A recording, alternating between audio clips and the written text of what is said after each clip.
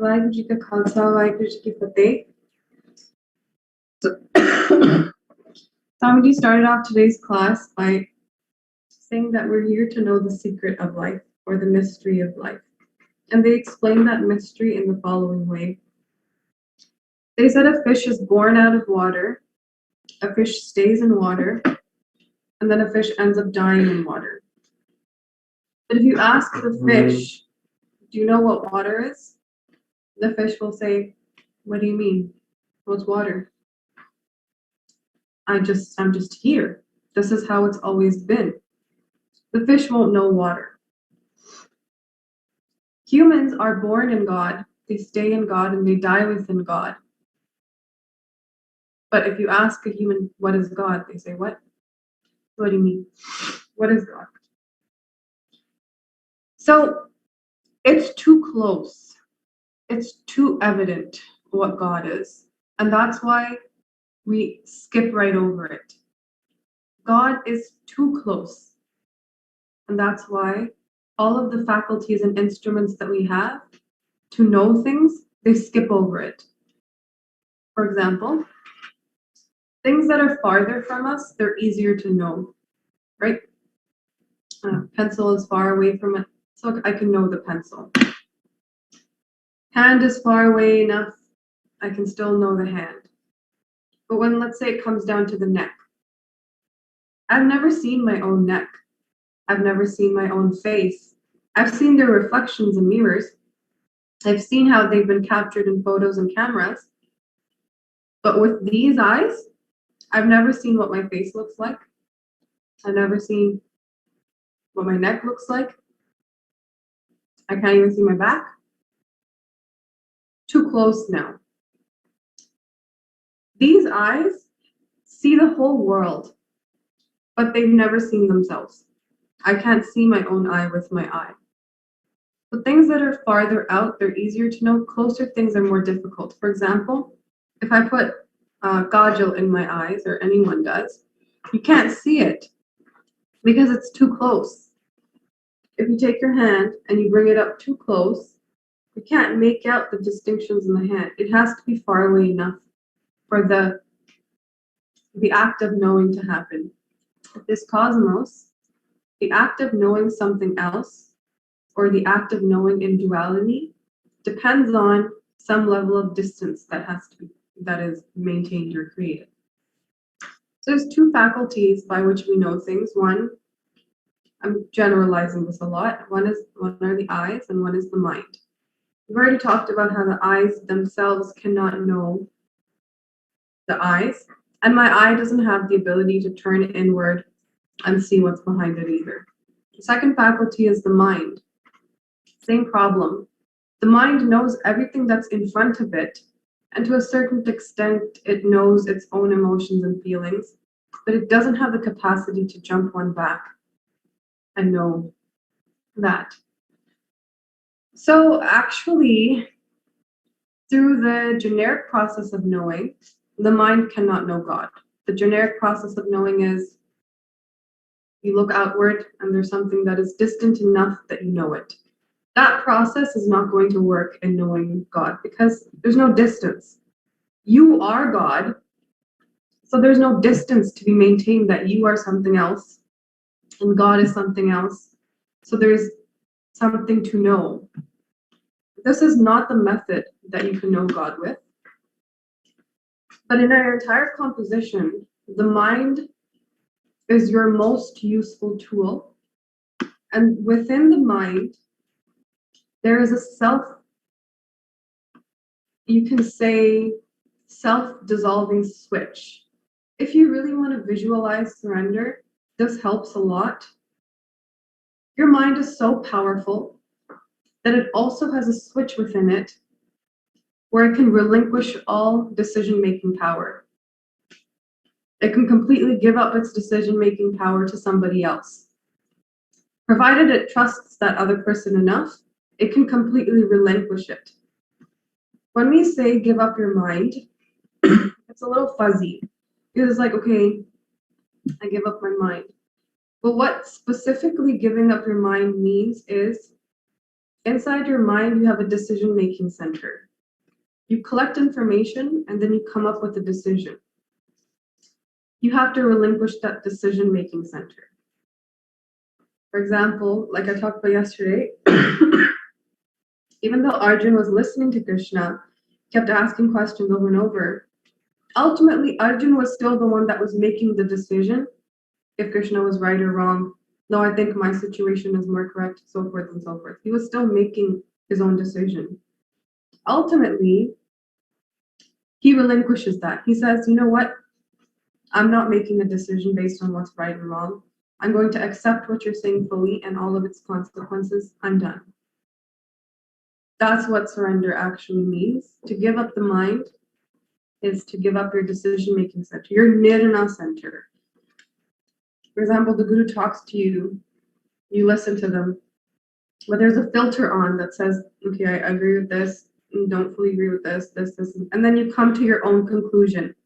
But there's an illusion there that, oh, because I listened to my Guru fully, the conclusion I came to must have been the Guru's conclusion, and therefore I'm surrendered. Problem is, it's not the Guru's conclusion. You've deciphered the information, then come to the conclusion, agreed with it, and it was still your own decision that you agreed with them. Because if the Guru says something that you don't agree with, then you'll stand up and say, oh, I don't agree with this. A good example of this is by Rana Ji to Guru Nanak Dev Ji. Today, in retrospect, we say that when Guru Nanak Dev Ji told Bhai Lehna to go eat the meat, or there was a dead body, and Guru Nanak Dev Ji says, go eat it. Today we say, there's no way Guru Nanak Dev Ji would have let Bhai Lehna Ji eat meat. It was just flowers under there. But we say that now. And so we still say, there's no way Guru Nanak Dev Ji would ever ask any of his Sikhs to eat meat, or a dead body for that matter. But Bhai Lehna didn't know that. He didn't have the benefit of retrospect. Bhai Lehna heard, there's a dead body there, go eat it. He didn't know it was going to turn into flowers. He didn't even expect it to turn into flowers.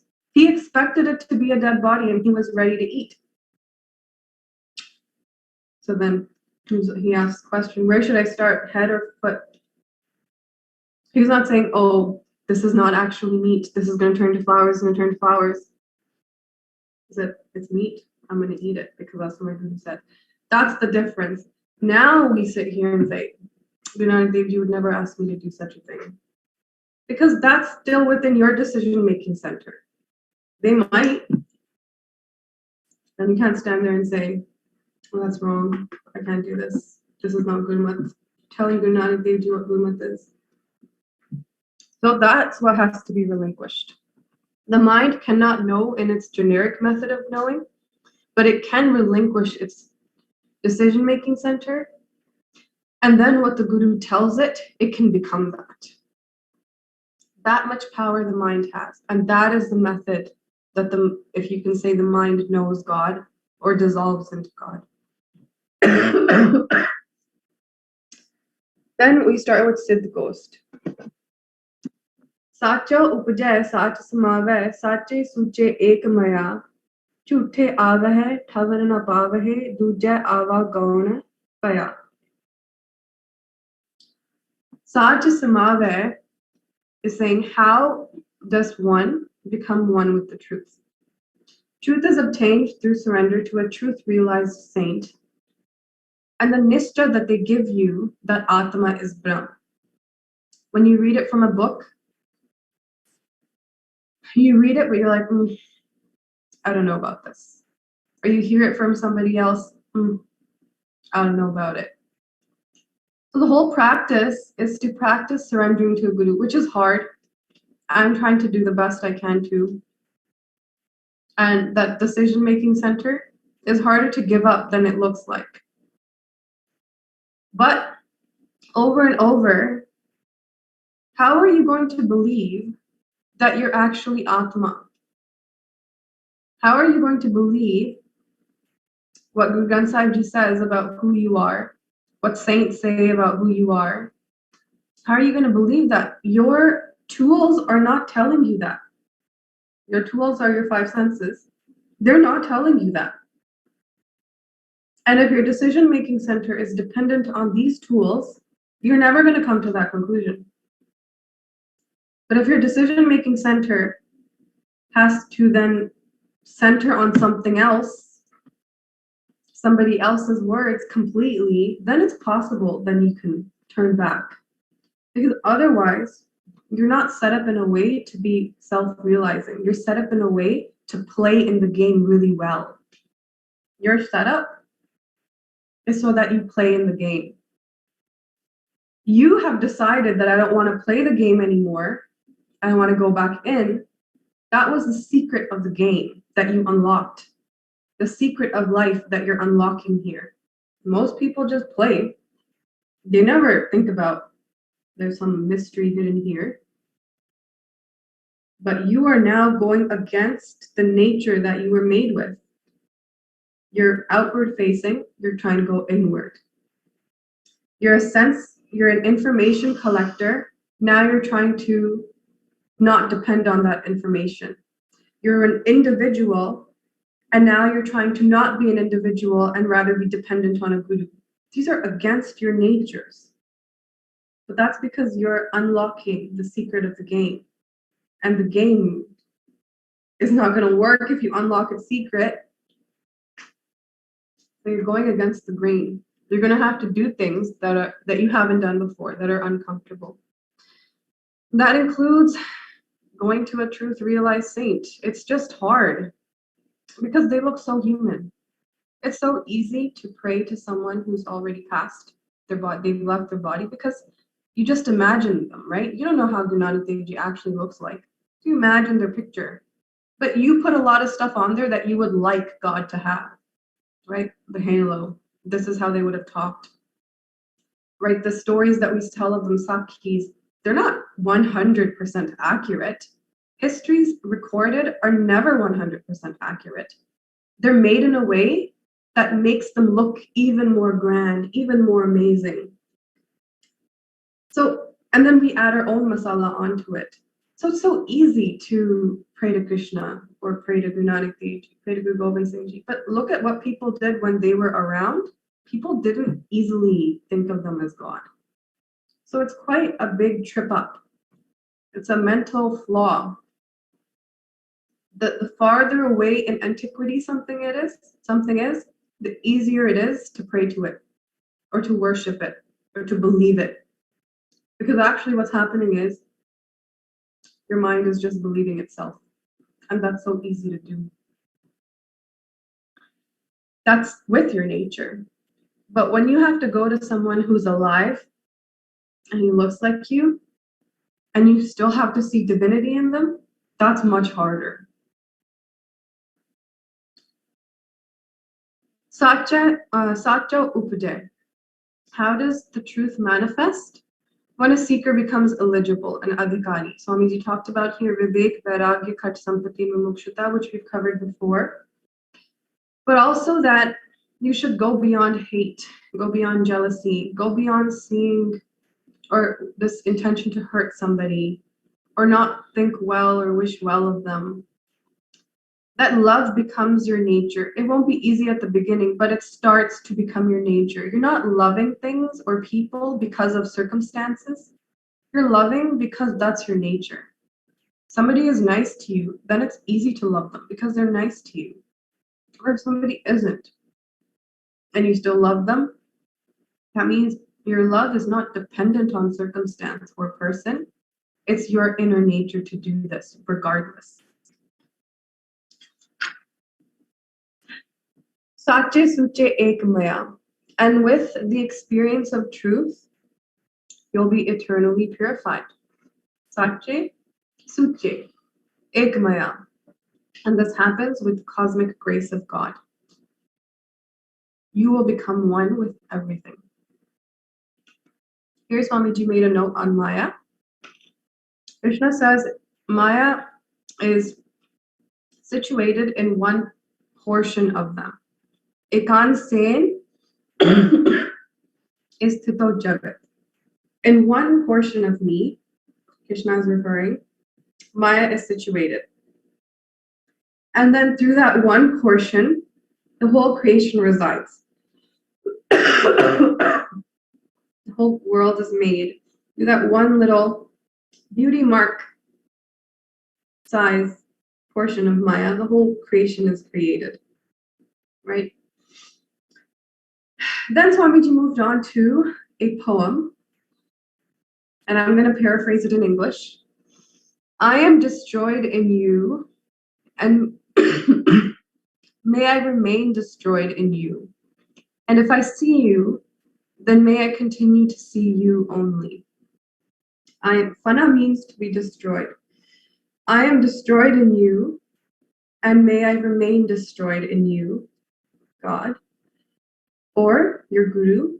And if I see you, then may I continue to see you only.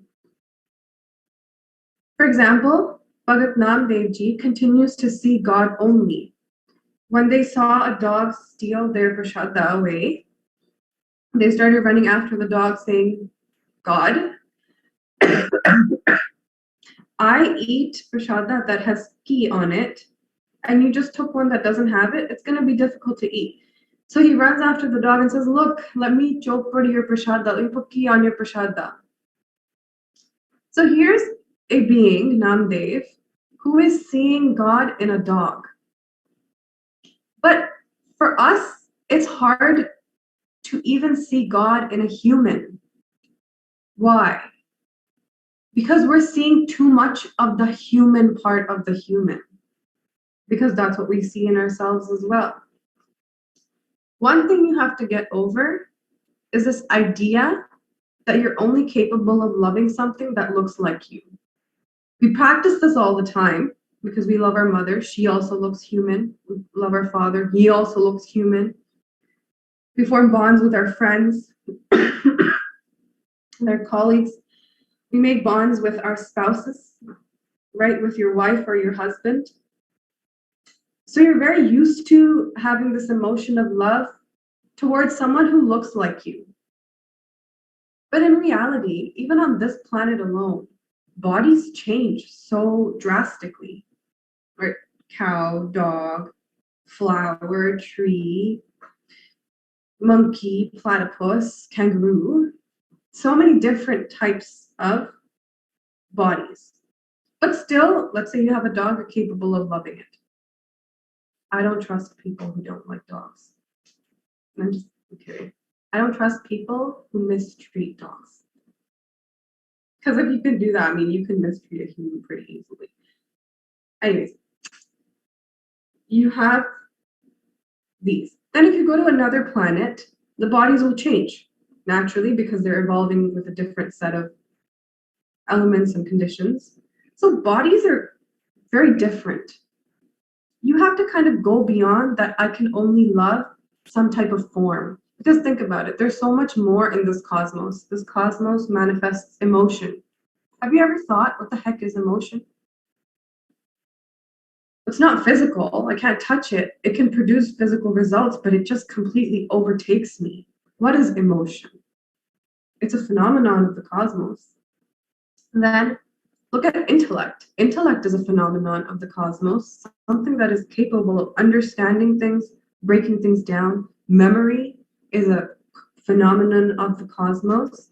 These different things that the cosmos has manifested, they're not similar. My memory capacity does not look like a human body. My emotions don't have forms the same way that this eraser has forms, but they still exist here. So you have to get beyond this fact that God has to be something that's encompassed in a form or some limit. You have to get to a place where you can say, I'm capable of loving something that I completely cannot use any of these faculties to interact with or know, right? God is beyond color. They're beyond form. They're vyapak. They're not a piece that you can say, here's the piece and I love this, no matter how nice the piece is. God just is not like that. So you have to, what do? The mind requires forms, things. What do? Just become loving. Open yourself up and say, to God, I love you the way you are. I don't expect you to conform to some of my knowings. I don't expect you to conform to those things. I want to love you, and I do love you just the way you are. It's true that I haven't seen you and that I don't have your full experience. And for that, I ask your blessings. But I am open to how you are, to however you might be. I'm not going to impose or superimpose some type of form, color, some type of way onto you. I want you to come to me the way you are. Right? So to do that, you just have to open yourself up. You just have to become loving without some target in your head. Become loving independent of targets, independent of subjects, independent of objects, independent of circumstance. Because God is not going to fit circumstance, God is not going to fit objects, God is not going to fit a subject, God is not going to fit form or color or emotion. They just don't fit there. So you go on the back and you just surrender and say, I'm loving and I'm open to the way you are. I have no superimposition of my own anymore. झूठे आवा है ठवर न पावा है दूजे आवा गौण पया.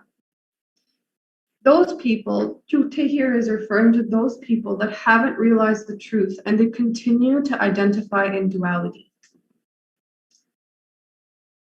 Moral things aside, the problem is if you continue to identify in duality, you're going to be prone to the things that duality produces.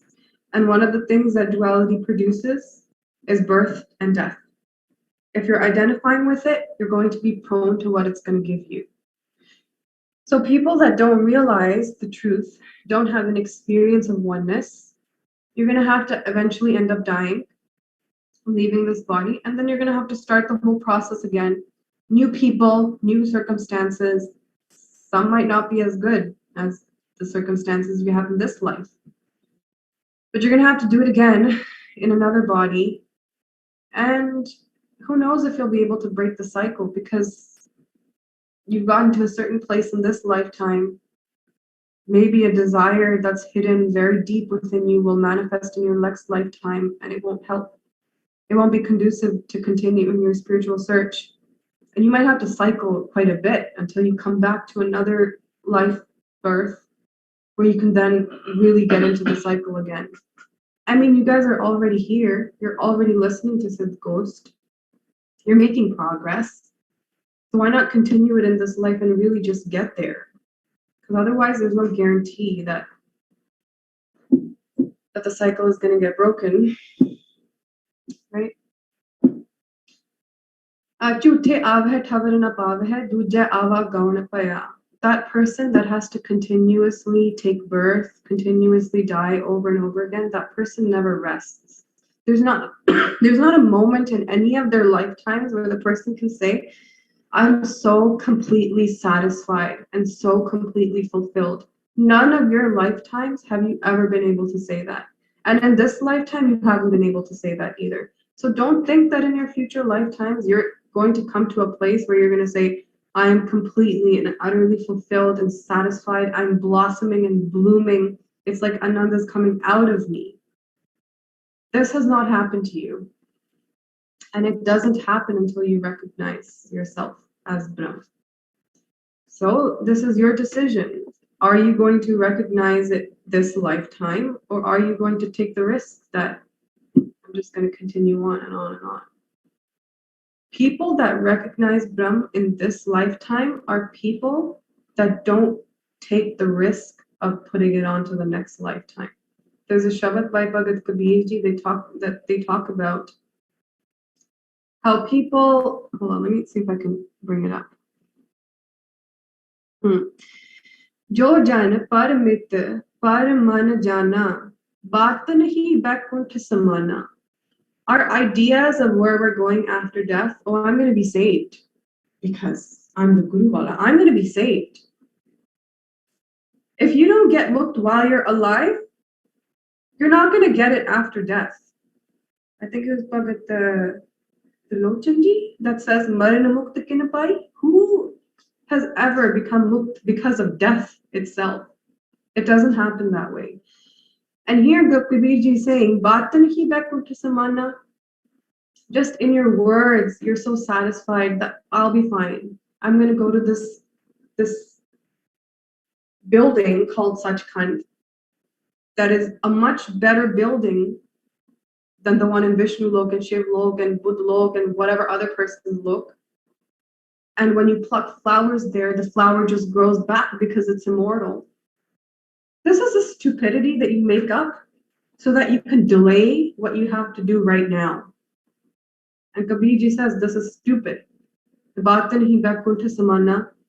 Na jana Vaikuntha kahahi. He says, I don't know where Vaikuntha is. Kabirji doesn't even care about afterlife stuff. He said, I don't know where Vaikuntha is. Jaan jaan sab kahe tahahi. But jaan jaan. But pata hai nahi, but कहने हैं. ऐ होगा. Govind Singh Ji stands at the door and he checks, do you have all of your 5 kakkar? And then you're going to get entry. And then when someone asks a question, well, how did through and Prahlad get entry? Then you're like, shit, now I got to make another story up. Oh, you know what? They probably just came back during Guru Gobind Singh Ji's time and took Amrit. And then they were just waiting outside the door of Sachkhand for so long. And then what happened from the last cycle of yugs and the cycle of yugs before that? So when you go into the logic of it, you just have to make up more absurd stories to make sure that your lie stands up. So why don't you just relinquish the lie and see it as it is? You're not going anywhere after death. You're not going to some very amazing place. Unless you found Jivan Mukti while you're alive, you're not going to get Mukti afterwards. You're just going to come back into another body. All of Gurbani tells us that. And where it says Taramraj ko jana or this, what is Taramraj? Have you looked at the word? Taramraj. That the law is the king. The law of whatever you've earned, you're going to have to reap in your next lifetimes. There's no person there that's going to be like, okay, I mean, you can visualize it if it helps you, but the universe is much more efficient. It just knows what to do. It's already inbred, and it's already, what's the word? It's already, the machinery is already inside of you. Chitragupta, they're not two formed angel-looking beings recording things. The recording is already happening. That's how sophisticated and proper the cosmos is. It doesn't need to always personify things. So it's not happening. If it doesn't happen while you're alive, it's not going to happen at death. Very rare chance, but that would mean that you practiced it all your life. Kahan kahavan nehpatiyai hai. By just saying it, it's not going to work. You tell yourself enough times that this is enough and that I'll be saved after death or whatever. It's not enough. What you have to work on in this lifetime is the hard stuff, and that's to get rid of your ego. That is what's going to get you Jivan Mukti. That part is hard, and you have to do it while you're embodied. You can't just say, when I leave my body, all my ego is going to vanish. It's still very much stuck there. You're going to go into a new body, and you're going to have to practice getting rid of the ego again with new people. And maybe people that are more annoying than the people that you have around you in this lifetime. You can't guarantee anything. So, look, they even say, Jab lag man vaikuntha ki aas, tab lag hoy nahi charana nivas. If you continue thinking that you're going to go to some vaikunt, honi nahi gal. Tab lag hoy nahi charana nivas. Kaho Kabir eh kahiya kahe, sadh sangat vaikunt hai aahe. Kabir says, if there is a vaikunt, I'll tell you where it is. It's the sadh sangat. And you can't make the word sadh sangat without the word sadh. Try. Make the word sadh sangat without the word sadh. Doesn't work. So you need a sadhu. Assad. Sadhu means someone who is accomplished. It's pretty straightforward. I mean, that's what Kabir did. He went to Assad, whose name was Ramananji. And then he himself became Assad to his disciples. Okay, then where were we? Break the cycle. Avagan mitai gur sabdi ape parkhe baksalaya. But if you want the cycle of coming and going to be dissolved, it happens through your complete and utter trust in your Guru's Shabad, in your Guru's teachings. And what the Guru tells you is ape parkhe, know yourself. Are you really the body, mind? Or are you something else? You can go beyond. You have every capability to do it. Ape parkhe baksalaya. And through knowing yourself and through the different types of obstacles and challenges you're going to come across in your lifetime, eventually the cosmic grace will dawn. It will see that you are now ready, and it will forget. To be very honest with you, even the Shastras talk about it. Your pap pun don't really matter that much. They matter enough to put you in a position that you can find a saint and you can surrender to them. That much your pap pun will matter. But beyond this, your pap pun don't really matter, because a saint is going to hit you where the pap pun don't reach. They're going to hit you behind. A saint isn't going to try to fix up your karma. That's too much work, and it's never going to work. The saint is going to try to get you to jump off the karma completely. Eka vedan dujja vyapi nam rasayana visarya. I have merely one disease, and that is that I continue to see things that are different than me. I continue to feel like a piece. I continue to live in duality. Nam rasayana visarya. And if you continue to remain in this state, you're going to be without the non-dual bliss that Nam gives you. When we do Jap of Ram or Vaheguru, its target, which is Vaheguru, gives a non-dual bliss, and you won't have it if you don't relinquish this. You're clinging to this duality. So bujai jis aap bujaye gur ka sabd so mukt paya. So bujai jis aap bujaye. It's not an intellectual type of knowing. It's something deeper. For example, you know the word eureka? You can't really describe what you work at it, and then the scientist is like, I just get it. I got it. That is closer to bhujana than just trying to work your way through it and how is it. But this ultimate bhujana, the ultimate eureka, which is to know yourself as Brahm, that happens with somebody else's grace, with somebody, the cosmos's grace, and the cosmos manifested in a form that we can relate to, which we call the Guru or the Sant, through their grace. It has to be, because you're sitting here destroying yourself, giving yourself up. You can't be the one that gives yourself your own grace, because that means you would still be around. It has to come from somewhere else. So you have to completely just let go. Gur ka sabd so mukt paya. What happens is their shabad is going to pierce you so strongly, especially if you're ready for it and you're not blocking and you're not putting up an obstacle, you're not putting up a front or a filter. The shabad is going to pierce you so strong that it's going to deliver you to your highest potential. And this happens with God's grace. Gyan anjan gurdiya agyan ander vinas. Har kirpate sant petya nanak man pargas. Hari ਦੀ ਕਿਰਪਾ ਦੇ ਨਾਲ ਸੰਤ ਮਿਲਦਾ ਹੈ ਸੰਤ ਦੀ ਕਿਰਪਾ ਦੇ ਨਾਲ ਮਨ ਚ ਪ੍ਰਗਾਸ ਹੁੰਦਾ ਹੈ ਰਾਮਾਇਣ says सोई जानहि जिस देहो जनाई तुम ही जानहि तुम ही होई जाई. I mean, look at this. Ramayana is very much a Bhakti Granth, very strongly Bhakti oriented. But look at the type of gyan it gives you at the same time. Soi jaan nahi, jis deho janai, ohi janda hai, jisnu tusi janaunde ho.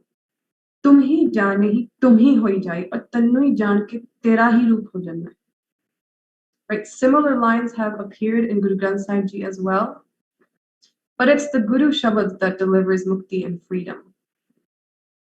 Nanak tare taran hara ho main duja par harya. The Guru destroys our ego because the ego is the basis for duality. Par harya, harya means that the Guru steals. The Guru steals the seeker's ego. And what happens? What was naturally supposed to happen. Tare taran hara. God is already on standby to deliver you right now. But you're not on standby. You're like, hold on, not yet. But when the Guru destroys your ego, and the Tare taran hara is ready, you'll be delivered. So the conclusion to all the listeners for today is, whether somebody else became a Brahmgyani or not doesn't even matter to you, because it'll do nothing for you. You'll still have to continue to take birth and death, even though everybody else became a Brahmgyani. Whether someone else does, who does, doesn't matter. You have to do it. You have to be a Brahmgyani. You have to be Buddha. You have to attain nirvana. You have to become enlightened. You have to become Kabir. And you can't settle for anything less. So anytime your mind produces a thought that says I can't do it, shut it off and says I can do it. And I'm going to do it. And I'm doing it as I speak. If it's hard, then I accept the hard. If it's going to take a long time, I accept the long time. But I'm not backing off. I'm not accepting any state that is less than Kabir's, that is less than Buddha's, that is less than Guru Gobind Singh Ji's, that is less than Guru Nanak Dev Ji's. I'm not settling before that. So you are the first priority in your life, like they say on airplanes. In case of an emergency and the oxygen mask falls, please put your own oxygen mask on first, then proceed to putting the oxygen mask on your child or whoever's sitting next to you. So put the oxygen mask on yourself, deliver yourself, become a Brahmgyani yourself, then you can help the whole world. Then you have the authority to help the world. Right, so that's it for today. Please forgive me for my mistakes. Waheguru Ji ka Khalsa, Waheguru Ji ki Fateh.